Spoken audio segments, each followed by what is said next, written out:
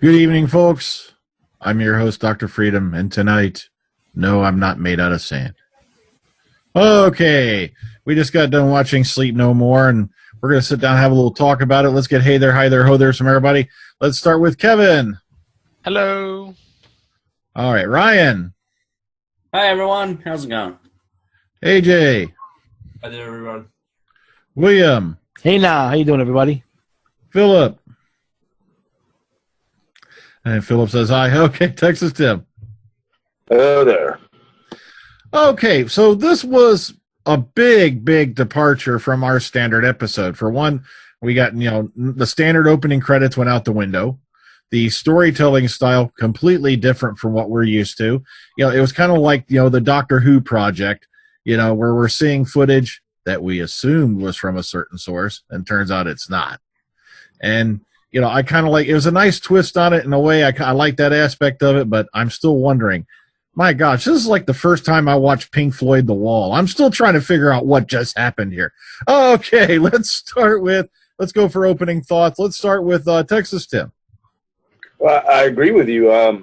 I've seen it almost twice now, but I was interrupted several times when I was doing it because I'm at work. And even then, too, I still don't think I have my head around exactly what it is we're supposed to understand from this. I did find I'm not a fan of these kind of found footage movies, and I found that a little distracting, especially the first time. But it is what it is, and it's not badly done. So I'll give it that much. I got to get up. Okay, Saved by the Bell. All right. Okay, Phillip, what's your opening thoughts on this one? Initially, I was looking forward to it, and as it plodded along, I thought all it was doing is running around loads of corridors, and it wasn't really going anywhere for me. It was like, as I said in Facebook today, it was like watching a hamster going around in a wheel and going nowhere for me. The monsters were good, the Sandman thing, but I wasn't too keen on it, to be honest. It was a bit lackluster. I know. For you anime fans out there, I feel like I just got done watching the end of Evangelion again. Okay, I have no idea what's going on. Okay, man, let's jump on over to William. Evangelion. Oh, I'm still confused on that one. I thought initially I tuned in late, but I didn't see the credits. But then after a while, you find out it was never put on. It's a little bit of a spooky episode, but it is confusing because the ending left you hanging, so to speak. And then right after the ending, it jumped to the trailer to the next episode. So I'm like, well, I don't know how this is going to get resolved, and if it does in any way. But we don't even know if it did get resolved, because the way the guy was talking in the monitor, he was waiting for him to finish before his thing is unleashed. So I don't know, did the doctor stop it or not? But seeing when he came out of his sleep, so to speak, I knew there was more to him than meets the eye, because he really didn't care at all about what happened to the people or to the military. He just wanted out. So that made you wonder what's up with him. That's my opening thoughts on this. Okay, let's move on to AJ. Yeah, I liked the episode. I liked how it didn't have the opening credits. To me, it reminded me a bit of Doom, the movie, the whole claustrophobic station feel of it. I really did like the concept of the Sandman, the whole idea, lack of sleep and Gator's being on a real fear that people have, and just twisting it to the point where it snaps your mind almost. So I thought it was a really good episode. Okay, and just joining us late, Vil, what did you think of this? What's your opening thoughts? Well, what was great? The whole running around corridors and the monsters and all of that. If this was done in serials, it would have felt like classic Who. I'm starting to think that somebody put Moffat in a box somewhere and there's a ghostwriter involved. With the end, what I really like is that basically, yeah, maybe the Doctor escaped, but he failed. The Doctor failed to stop them. Interesting idea. Yeah, this one was written by Mark Gatiss. Well, that explains it. Let's hop on over to Kevin. Kevin. It was very interesting. I really liked it. I saw a found footage movie once. There was Project Almanac, so I knew what I had to expect. But it wasn't shaky at all, like you expect from found footage movies. It really wasn't. But the twists and the monsters were just really scary, really scary. And the ending I didn't expect, really. It was so... It really messes with your mind, so I have to see it again already. Okay, let's move on to Ryan. I think that found footage is the scourge of horror movies. I think it's the cheap genre designed purely to get cheap jump scares. So I was really looking forward to seeing what Doctor Who would do with it. Technically not the first time we've seen found footage in Doctor Who. We saw it with the Last Day mini-sode. But this is the first time it's been done in a fully 45-minute episode. I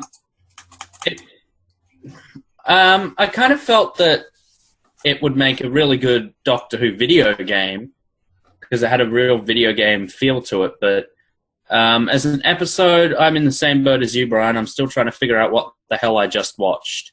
I feel like I'm going to need to have a second viewing, something I haven't got the opportunity to do yet, just to wrap my head around this thing.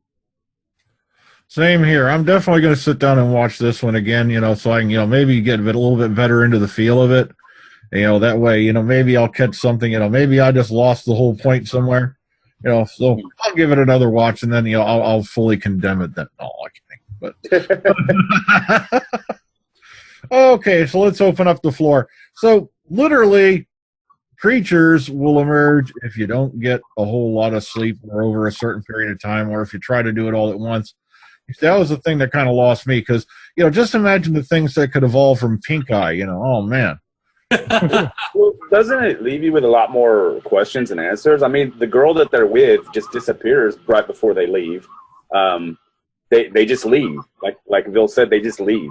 And the episode ends with a guy just talking to the camera, and it's like the doctor said, this doesn't make sense. I mean, do you think they're going to follow up on it later, the events of this episode at all? Because it seems like a lot of it's not even real. That was the thing that bugged me out, is because the way it ended, it didn't show, and it jumped to the next episode. We don't know what happened to the girl. Well, to be fair, we don't know what happened to any of those people, though. Yeah, but they just disappeared. Wasn't there something that said that there's a follow-up to come to it anyway? Because as you say, Tim, it's not completed. There's a follow-up to it sometime. It could be. There's 3 episodes to go, but this is not a 2-parter. This is the first one that's not. So. Yeah, It doesn't have to be followed up this series, but it should be followed up at some point.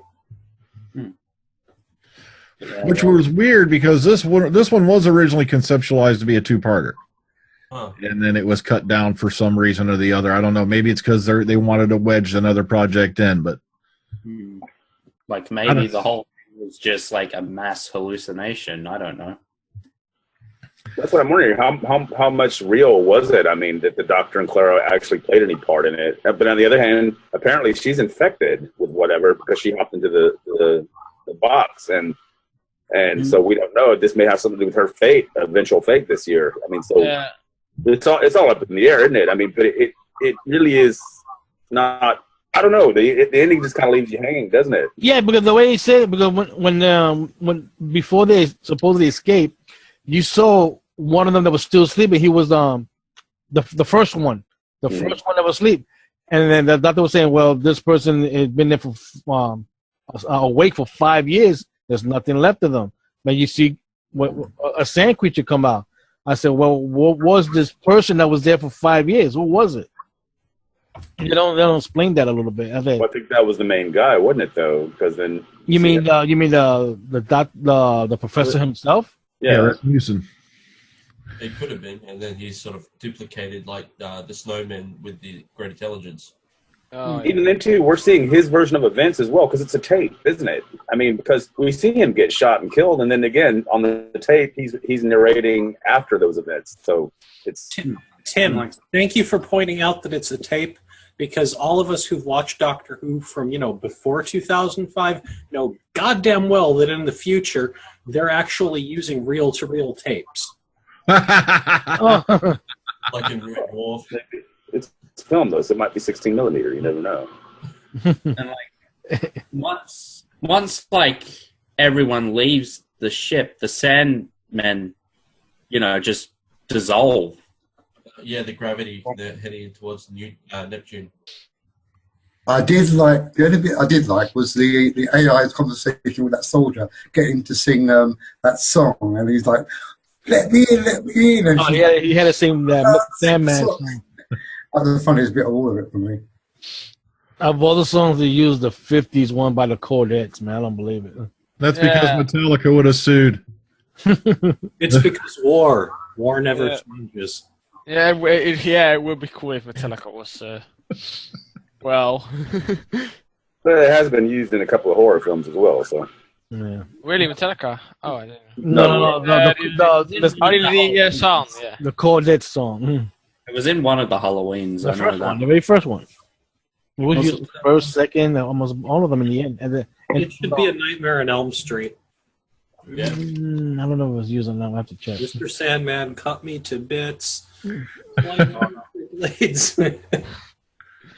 Ah, please. I have to sleep tonight. So. But it was weird how the doctor found out that all the eyes was from sand all over the place. That's how come these creatures couldn't see nobody. Yeah.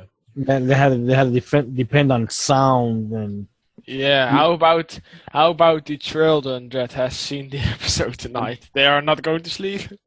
Once it was revealed that the enemies are essentially sleep dust, my brother just would not shut up about how stupid that is.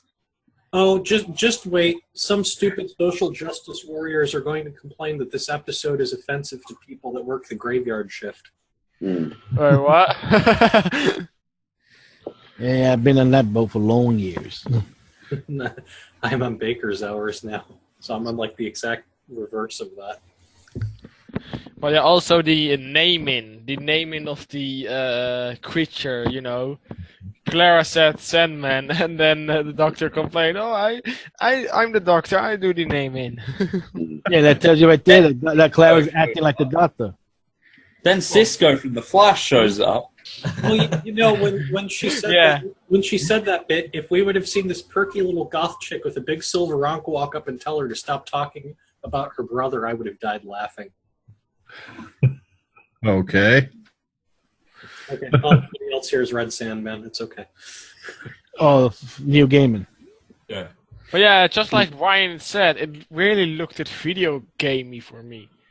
I think if there's any complaints going by the cast I was in earlier, a lot of people didn't like it because of that. It's going to get some complaints because of the way it looks and the way it was presented, which I kind of get that. But I mean, at the end of the day, that's what they were trying to present, that type of story. So you really can't fault the production. I mean, that's just that's the road they were going down. It may be gimmicky or something, but I mean, I don't really find that to be a fault. But it did piss a few people off, like in the other show. So, like, especially like down here when it comes out in Australia, it's like bright outside, so it's not really the right atmosphere to watch it. And like me, my friend, and all that, we're just kind of like, it's really hard to get into this. But rewatching it at night time in the proper atmosphere might make it better, or Well, I think they missed the trick in the schedule. This might have worked out well on Halloween.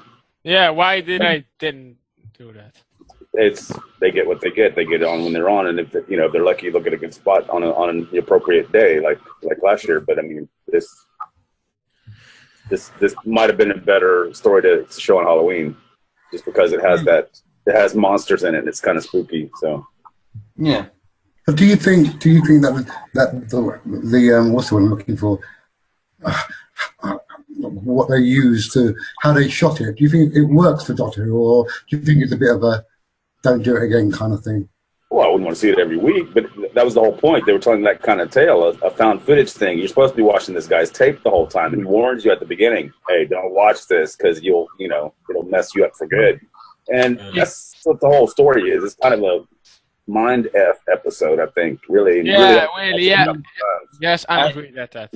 I think we can agree that this whole season we've gotten some pretty new concepts in terms of episodes. Yeah. Things we haven't seen. And in my opinion, if you make something brand new and it's not particularly good, I'll be fine because at least you tried something new and you might have done a bad job at it, but at least you tried something new and you said, oh, okay, this probably doesn't work. I mean, I think that's just found footage in general. Typically, it doesn't really work, but they have a shot here. But sorry, I still love Cannibal Holocaust. That's a big. What's weird is the soldier, the way he was a grunt and wasn't defends them like that, but then when he acts like a little childlike, but then you find out that he was just he was just a clone or a hatch. The scary part is that was a woman. Say that again. That was a woman. No. 474 was played by Bethany Black. Get out of it. The doctor called. That's a company kept touching the other guy's face. She was the first transgender actress to be brought in for a Doctor Who episode. Yep. And the doctor did say her. Wow, they're ticking the boxes. Deaf people, transgender people. What's next? That's what my bro was saying for the whole episode was like, oh, where's that clone? Where did he go? I'm like, it's a bloody she. The doctor called her her. I completely forgot about that. Yep, that is Bethany Black who played 474. Wow. She was in Russell T's last double thingy, Banana. Oh, so it wasn't too weird when 474 was going, thinks you're pretty. Yeah. I really thought she was a dude. Either way, it worked out for me because I was actually not till the end of the episode I remembered, oh, that's right, Bethany Black had been talking about being on this episode. And it turns out, yeah, that's her. Didn't even notice. Okay, the helmets kind of reminded me because of the side lighting. They reminded me of the helmets in Earthshock. That's one thing that stuck out to me in a way.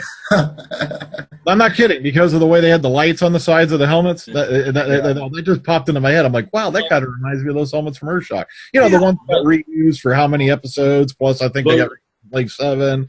And, Well, let's just hope that in the next few episodes they take inspiration from Earthshock again. Yes, Mr. Sandman, send me a dream of Adric dying again. I was going to say, what does this tell you about the 30th century? I mean, or whatever. Because, not that it's kind of silly, though, that the doctor would walk around talking in Earth century terms. But, I mean, I guess that's for the benefit of his cohort. I mean, he seems to know about some impending tragedy from that future time that he does. They never even follow up on it. So it's kind of weird. Oh yeah, something about in the 38th century. There's a tectonic shift, and basically Japan and India are kind of merged. Yeah. Which in a way it explains the episode as well. You know how the Japanese are highly productive and all that. They let their employees have a sleep break during the day so they can be more productive during their work hours. So obviously the inverse idea is in this episode. You only get 5 minutes a month and work your ass off. Yeah, a lot of Japanese factories actually have entire sections next to the locker rooms that have cots in them in case the workers want to stay over or do a double shift and all that. They can actually stay at the plant. What?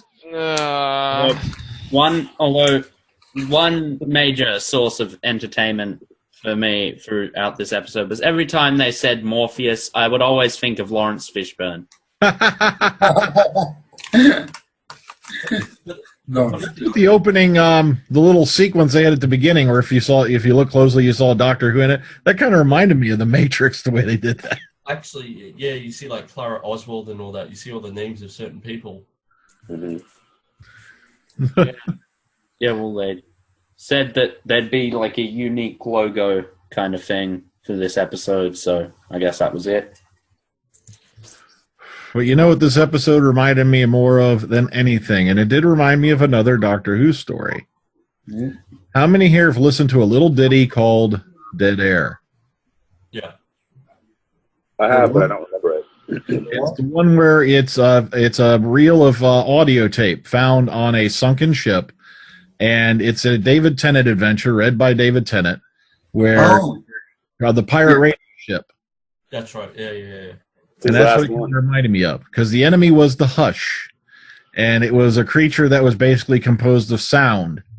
And it turns out he even alludes to the fact that this was a creature that was created to fight the Time War. It was very, very nasty, and it's even hinted at slightly the Doctor was the one who created it. Oh. Doesn't surprise me. And that's what it kind of reminded me of, this episode. It reminded me of Dead Air a lot. Yeah, it was very cool. Also the twist that you know, we were looking through cameras, but we were looking through the eyes of people. I got that instantly though, because I caught that early. Yeah, because all of a sudden you could tell that when the Doctor would look at Clara, that she was looking at, and she was the camera. Yeah, and the other person. So, you know what I'd like to know is the Doctor in that last episode had gone on about how he's done all of these terrible things. I'd like to know exactly how many races he's personally genocided during the Time War. Wait till next month when the Big Finish story comes out. yeah. Because they may just go into that. I hope so. Maybe this season still, you know, because there are some synopses where certain words are coming in. I'm not going to get this spoilery point, you know. Yeah, don't. Okay, guys. Since we got Vil here, Vil, what do you think Mark Gatiss was smoking when he wrote this one? I'll just say this much: I sold it to him. No!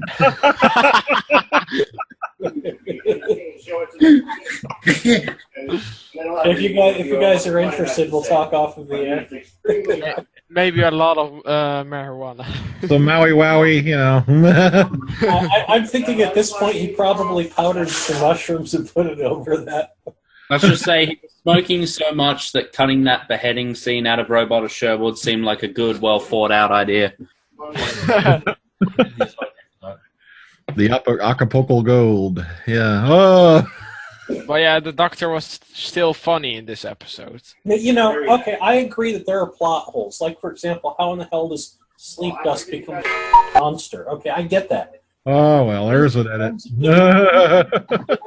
Episode. Well, they tried to scare children. It still did feel a lot more like Classic Who in certain respects. Yeah. And I can deal with a little plot hole like this. Okay, let's face it, this is nowhere near the scale of, holy shit, the moon is a dragon egg. Yeah, but can I say something? If you deprive the human mind of sleep, obviously something bad is going to happen. I mean, we sleep because our minds need to explore and rest and whatnot. Yeah. But obviously, the dream being suppressed, they're obviously manifesting into reality, trying to, you know, spread themselves throughout the universe. Oh, man, imagine if these things had H.R. Giger as Patient Zero. Oh, wow. Yeah, about patience. And my brother brought up a good point, is when the Morpheus machine is moving by itself, and then the Doctor is going through all the footage that's, you know, accumulated, why didn't he, like, see that thing moving? Maybe he did. He had a good idea from somewhere. By the way, since your brothers said so much, why don't you drag him over there? Is it in arm's reach? No, he's not here. But yeah, it's unfortunately it's not a happy ending like the Doctor's. Well, I like that it wasn't a happy ending. We need some stories now and then where the Doctor fails. Yeah. Not a lot, but you know what? Some here and there. And that was what I think made me really like the story, was they basically left thinking that they'd won, I'm sure, But meanwhile, the creatures won because even though those little bastards are going to be stuck on Neptune forever, they got the signal out. They populated the whole solar system. And beyond. They wiped out the human race at the end. Unless the Doctor does some like major paradox inflicting, when the Time Lords come back, they're going to kick his stuff. The human race is finished.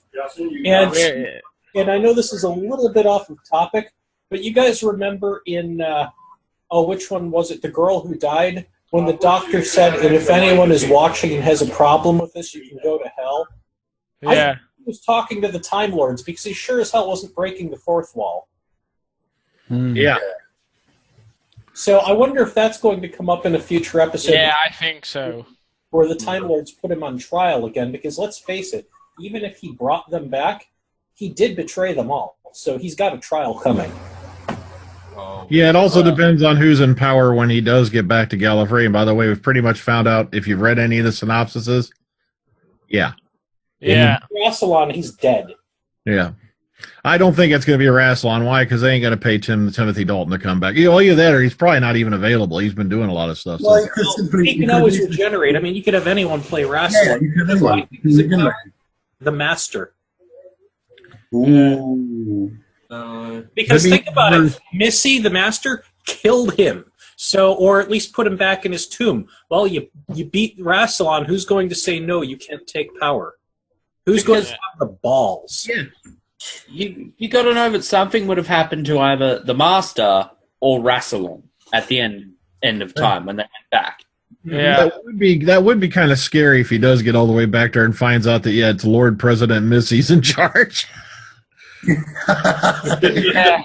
What would be his reaction to that? Like, I should have left him dead. I don't think Missy lied. I think she knows exactly where it is. yeah. I think it's there where it was, where she told him. It's just the clue they gave you was obvious all the way back in Magician's Apprentice. If the Daleks can cloak an entire planet, then Time Lords can do it easy. Yeah. And here's the other thing: another dimension. It could be that it's that spot, but out of phase, and another dimension correlating to that spot. Like a split second there. And if Missy came back out, Missy must know where it is. Exactly. Yeah. Well, we don't know. We don't know if Missy's coming back for the next 3 episodes or not. Yeah. I haven't seen her slated for any. The next episode trailer just shows on Maisie Williams. I have a theory. You know where I think Missy got out and into this universe? At the point when the Time Lords opened up that crack and gave the Doctor the new regenerations. That's a possibility there, or maybe Yeah, but all right. Was she flying through the crack like? Whee! No, he's like, What if Missy was the one who said, give him more regeneration energy? Most likely. I heard somewhere, but keep in mind it was total speculation. There's nothing to back it.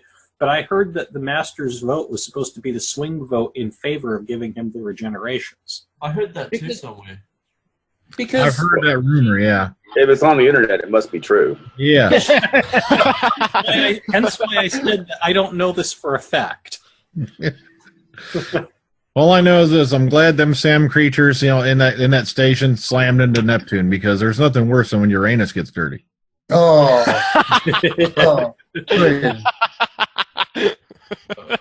That could create one itchy I don't know, situation. some people pay good money for that. Oh, that's nasty. Well, Copyright. Okay, so very interesting episode we've been handed. Also, they did bring up the what if this is part of the catalyst that's going to see Clara leave, but I don't know. I think this was pretty much a standalone. I don't think it's going to play in anything major.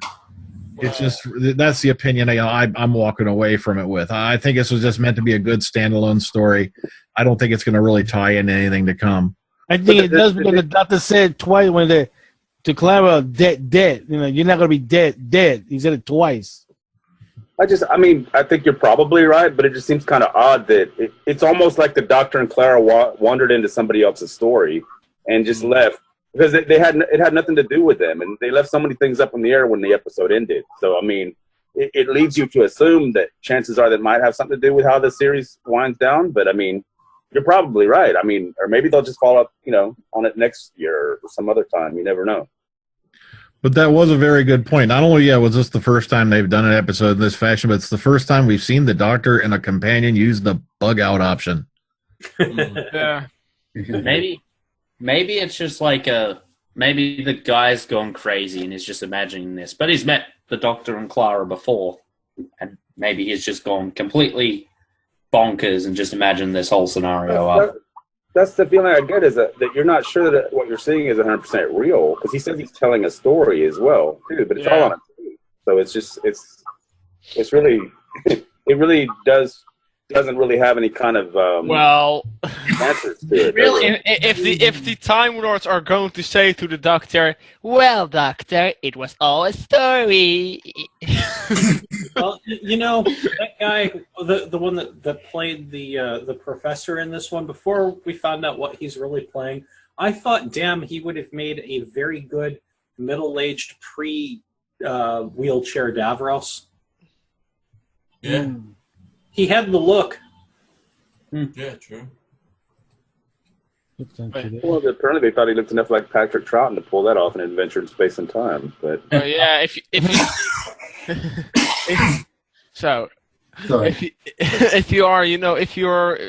you're seeing for the first time, it's really a mind f, just like Tim Wells said.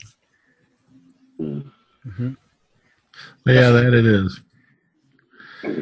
There's Reese Shearsmith as Pat Troughton for An Adventure in Space and Time, by the way. I call nepotism. No,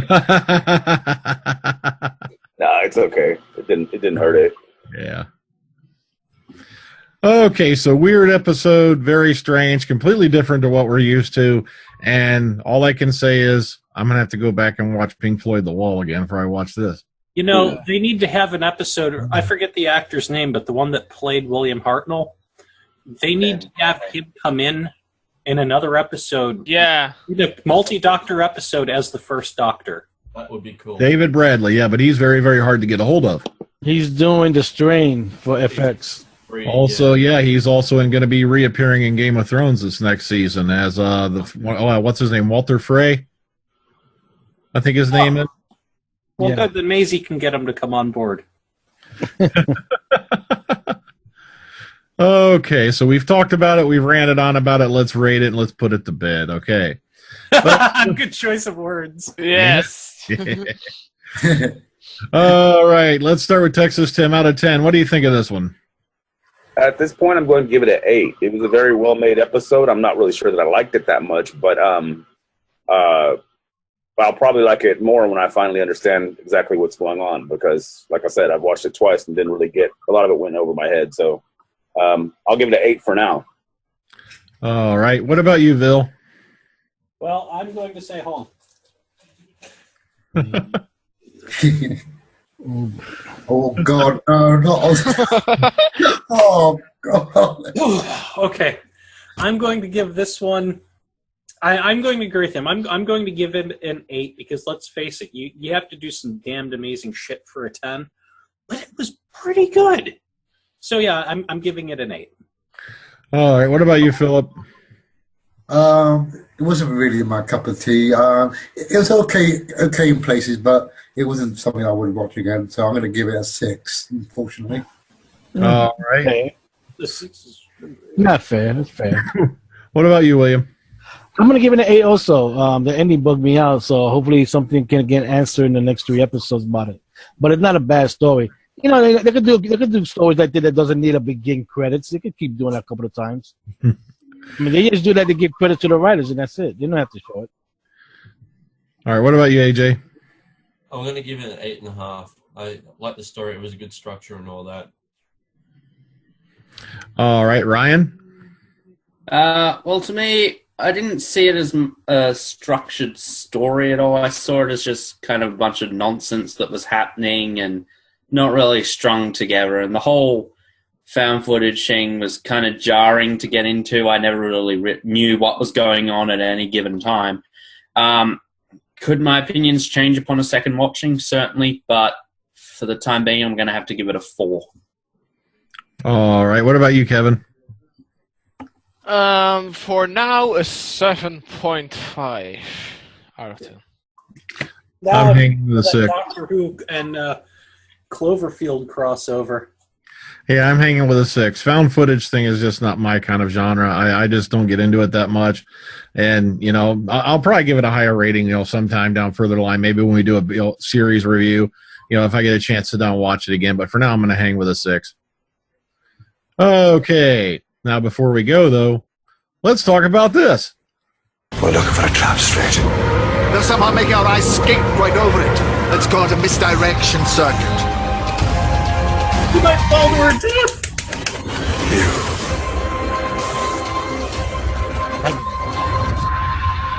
Wait, there's a Cyberman in there. Back that up. I saw it too. Goodbye, Doctor. Yeah, but I want to get another look at that Cyberman. Let me be brave. A little bit more.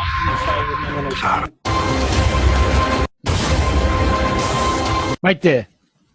It's just I can't be very exact with this YouTube thing. So. Oh, I know. It's a pain in the ass. You have to, like... Right There, I there. hit it. Yay. It had an ood. Oh, I didn't see that. That's an ood as well. I just saw the sun. What, Kind of looks hologrammy. Isn't that a classic Cyberman? No, it's No. not a classic. It's the newest ones, which are based more on in design, they're based okay. on classic Yeah, Cybermen. the bodies are Iron Man. The helmets are more classic. Okay, sorry. Let's focus on Kind of this looks like a hologram. Yeah, kinda that, looks- that was really cool. Down- Oh, sorry. Let me be brave. Let her be dust. Thank you, BBC and BBC America, for that clip. Haha, which I All can right, tell you. so that clip at the end pretty much confirms Clara's not going to freaking die. Yeah. Tell you what. How do you know It's that? gonna be like the same shit they pulled at the beginning of Army of Ghosts and Doomsday. This is the story of how I died, but she's How not do going to you die. know? How do you know? It's a I trailer. don't know, 'cause 9 times out of 10 when they pull this kind of stuff, It's a cop out. That's 9 out of 10, but this could be that one. yeah, Lean hope, into it. Why is everybody so hell bent on people dying in Doctor Who? I just don't get it. Everybody's like, nobody ever dies. Well, so They don't, Tim. Okay, I'll explain this. I'll explain why. you sound like you're bloodthirsty. Like we want to In a see people show raped and with pillaged. in a show with no death, there is no consequence. You It's do not not care about the characters. exactly. It's not because we're all going, we need people to die. It's because You know Moffat what? has I mean, really back in the day, Katarina died and nobody missed her or even noticed because nobody cared at that time. Wait, that's a missed story, so nobody can know about That's it. what I mean. But I mean, also, Katarina died in her first adventure out. No, I'm not talking about companion death. I mean death in general. It's just when you fast forward into the Hinchcliffe era, and then especially during the Pertwee era and all that, and even during Davison and Sylvester McCoy and even Colin Baker, you had people dropping left and right. That's because there are consequences to actions. And without death, you can't have suspense. Without death, you cannot have tension. Therefore, without death, you cannot have any real good drama. But you can't have sexual tension. but who's saying they don't have death though? I mean, And- they do have death. Well, this season, in the last couple seasons, they changed that quite a bit. That's what I've been liking. Now, the thing is, we're all assuming, based off a trailer, that's going to happen. They could have just popped up a piece of footage that they're not even going to air. Yeah. Or Those bastards. I don't think they would do that. They always air what they. Look at this episode. Look at this episode. Pretty much everyone died. yeah, Can you exactly. just imagine? Can you just imagine if they took that out and how bad this episode would have suffered because of it? If no one had died, if everyone. Everybody lives is a fantastic, uplifting thing every now and then in a show. But if you have it all the time, then it's like, what's the point? It's like, okay, I'm gonna live anyway. Especially in a horror-based story, it would make no sense. Like, if you put an alien threat in a story, people are going to die. Humans are pretty useless against alien threats. Well, it's that acid blood. It does it every time. Like, remember back, before, Dalek and all, remember, when Daleks got to the point they were about as effective as stormtroopers? Yeah, You like know, the they point- shoot Yeah. and nobody would ever get nobody. But then that's one of the reasons that Dalek was one of the better episodes of the new series, because you had one Dalek walking around wiping everybody out just to show you just how effective they are. And then in the series, it's like that was one of my favorite things about Into the Dalek. You had the Daleks bloody shooting all these people, and people just dropping dead. Yeah, they were actually behaving like Daleks. What a shock. But you know what they should do? If you have alien monsters coming at you with concentrated acid for blood, you throw hippies at them. oh, Well, yeah. Picturing that now. Still a better idea than Alien versus Predator. Well, I could move the camera and it would be a better idea. I'm not going to do it. I'm just saying. But what one song that they should have added to the episode was at the end credits, Metallica Enter the Sandman. Really, they should. yeah, but then they'd have to pay Metallica. Yeah, That's the thing. of course. And Metallica don't come cheap, you know. No, it will be or the opening credits. That would be also cool. But you know, the thing is, you only need to change a few notes. I mean, hell, they bought the rights to make a movie because it would be cheaper than to, like, you know, sell themselves to the movie or whatever. Yeah, that's correct. The movie. Well, it wasn't. It was more a concert movie than a movie. Oh no, it was an actual movie. Yeah, I saw it, but Music video for one. yeah. But that's how they get these days, those money grubbing artists. Where's the new album? You. just a question. Did anyone else see tattoos on Maisie Williams' chest in that trailer? The tattoos? Yeah, she looked like she had tattoos, like black lines on her. Up her neck. Yeah. Well, we find out next week. They're probably just there for protecting her from the Raven. Okay, I'm just saying, to me, I thought I saw tattoos on her chest. There was something there that just kind of like crawled up her neck, kind of. Yeah. On the other hand, if you're going to live around for centuries and centuries, you're likely to get some work done. And if you mess around or if you mess up, you'll face the Raven. She's the Raven. That's well, they showed a Raven, but I don't know what the hell that has to do with it. Yeah, so we'll find out next week. Heck. Well, it went into that guy's body, so I guess it can possess people. Maybe it's like the Edgar Allan Poe thing. Now, for all you know, I wanted to include this today as a closer because I'm getting sick of hearing about this. Okay, this was the Series 9 ratings update from space. You know, the guys who show it in Canada. All right, Doctor Who remains the most watched program on space with an average of 731,000 viewers. It's also the #1 program on Canadian entertainment specialty television this broadcast year to date. And I'm not even going to go into the totals, but you know, it basically covers just about all the demographics. Oh, you know that one social media scumbag that is like basically campaigning more or less saying that they need to get rid of Doctor Who? Somebody teabag him with this information. That's what I mean. So Everybody do that. I mean, if you don't like it, just don't watch it. Exactly. That's simple. At the end of the day, it's just numbers. And the views, you know, say what you want about them. But at the end of the day, views don't account for quality. Yeah, there are fans like, it's Moffat's fault. You've got a very... Sorry. The #1 thing that I use for this is take a look at the movies from last year. The one that grossed the highest was Transformers Age of Extinction. I've got a better example than that. If you want to go by that, okay, I have an even better example, thinking in the same vein as you are. Look at all the dumbasses out there that watch Keeping Up with the Kardashians. Oh, no, not those. I cannot curse. Yes, because yeah, about to say I've seen more consistent and really beautiful plot lines in my cat's litter box. Yeah. So, I've got Series 10 over there right now. Oh, really?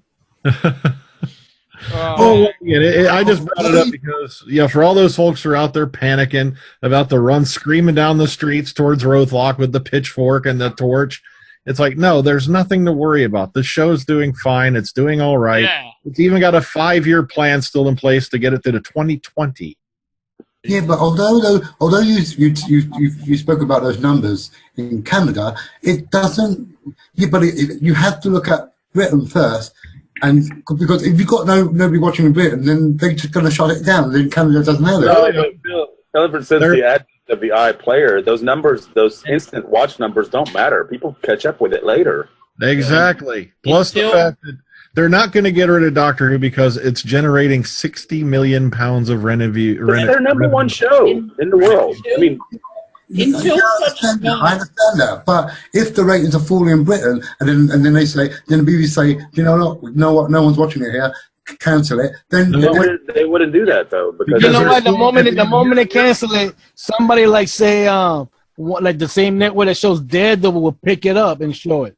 Here's the big difference between Britain and the rest of the world.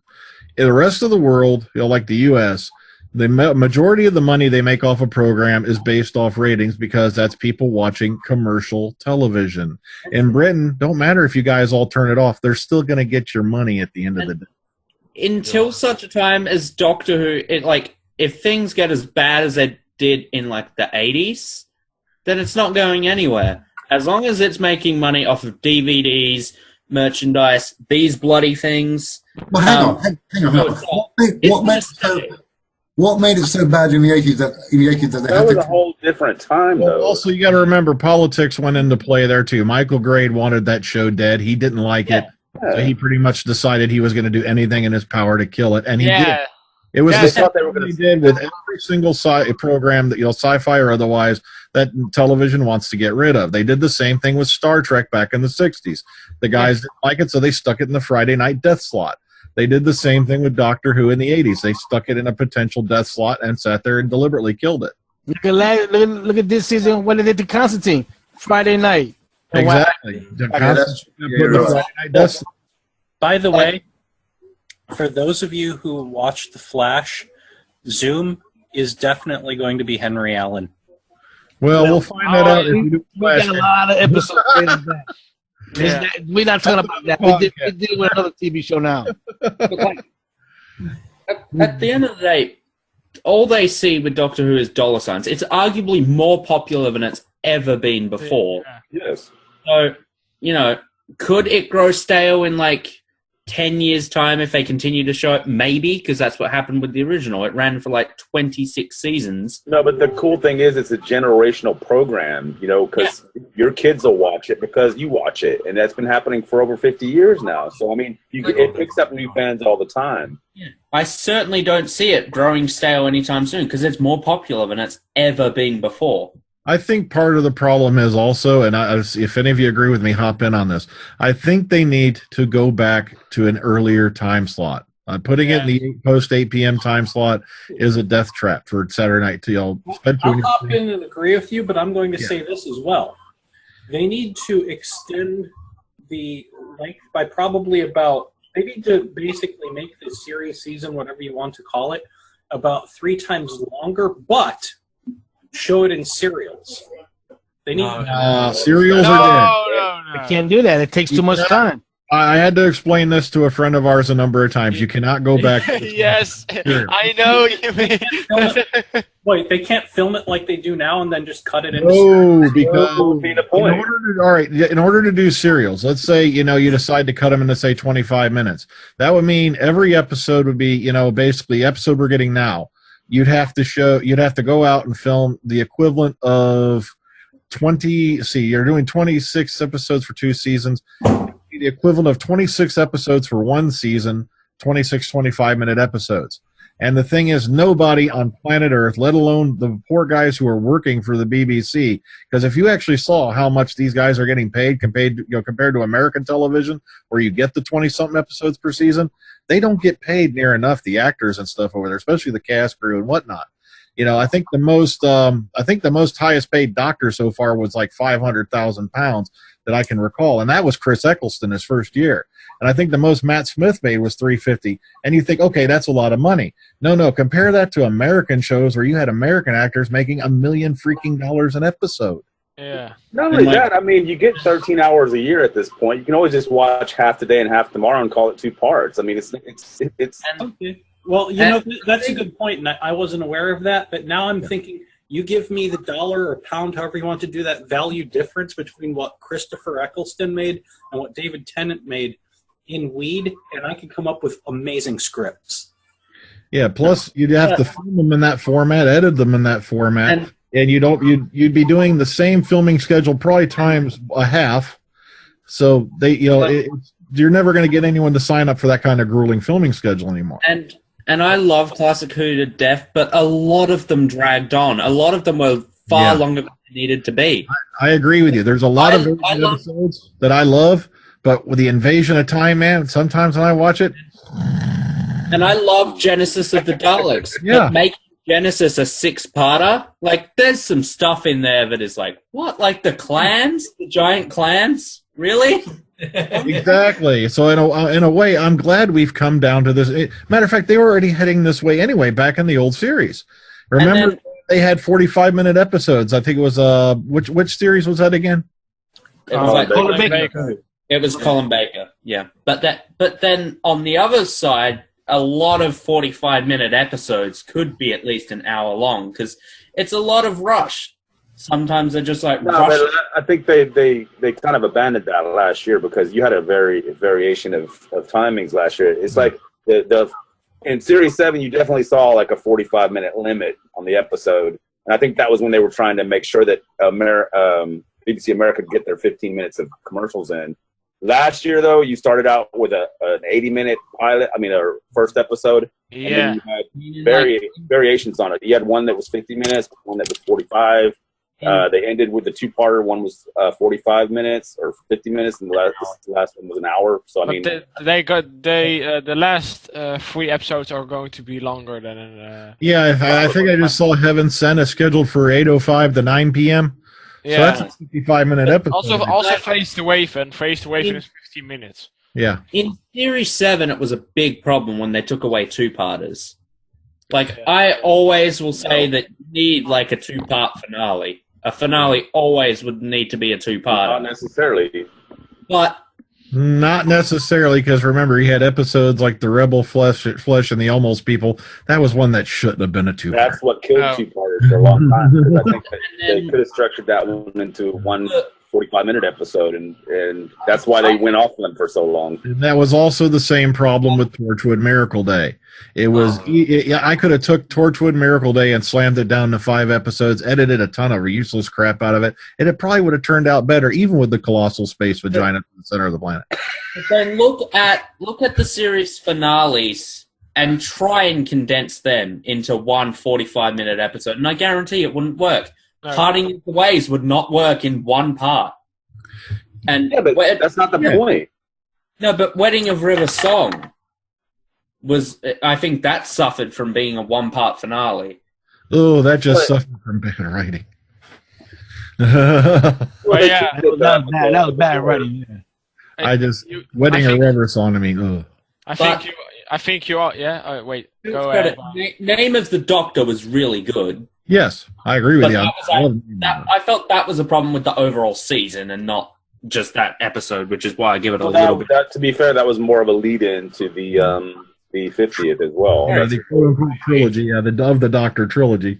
Yeah. I like to refer to it. Well, guys, what do you think about the special effects and the CGI that has been used overall this series? Because it has been better in series. Phenomenal. And I think it's bad. With the exception of the death of the Fisher King, which was pretty laughable, then the effects have been pretty top notch. Now, one thing I want to bring up, because Capaldi said this brilliantly, and I think this was a quote that he had at the festival, was they are giving you this program for 4 times less than what they could be getting, because there's American productions, other productions that have 4 times the budget. Yeah. In what they have, and look at the stuff you're getting. Yeah, phenomenal special effects. You got to give the guys at Milk a lot of credit. I don't know why what you said just reminded me of this, but the other day I was out driving. I was getting ready to do my bread route, it was when I was getting ready to end my bread route. I see this guy on Fowler Street in down Fort Myers. I thought that it was Peter Capaldi. He was a dead ringer. I almost went, Doctor!